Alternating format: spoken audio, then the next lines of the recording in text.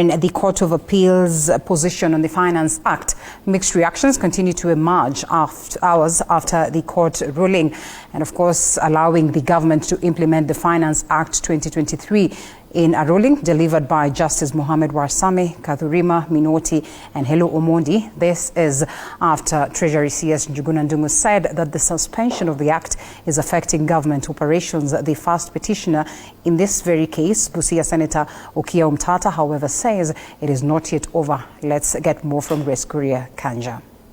Okay, Chairman, well done. President William Ruto's revenue collection plan has gotten back on track after the Court of Appeal gave the implementation of the Finance Act the green light.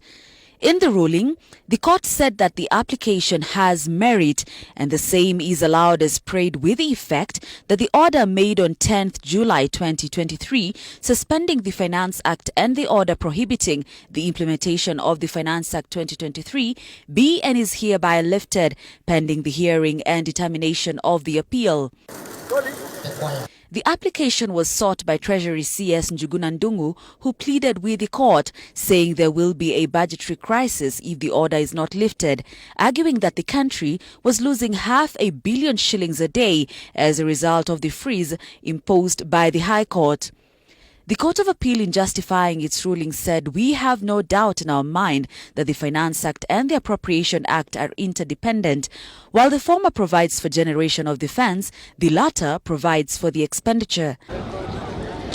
The ruling has been met by different reactions from various stakeholders, with Busia Senator Okiya Omtatah, who went to court to stop the implementation of the act, saying that the fight is still on. The Court of Appeal has lifted conceptual orders.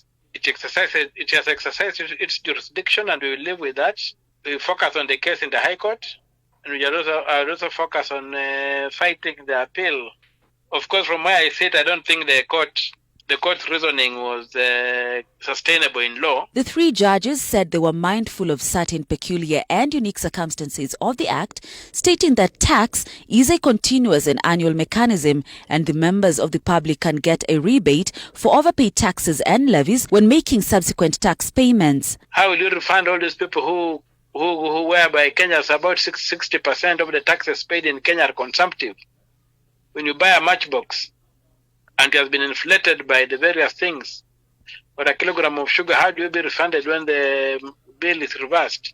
What that means is Kenyans are now going to be even more heavily taxed. The Court of Appeal further directed that applicants file the appeals within the next 14 days and that parties should file and serve their submissions within the next 30 days. Both appeals should be heard and determined within 60 days from the date of the ruling. Hatuna lingine.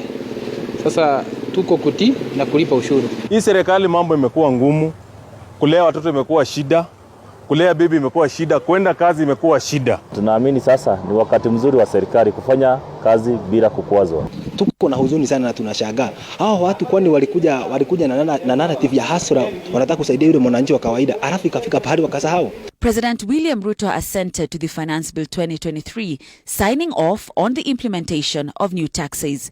Grace Kanja, TV 47. Well, and that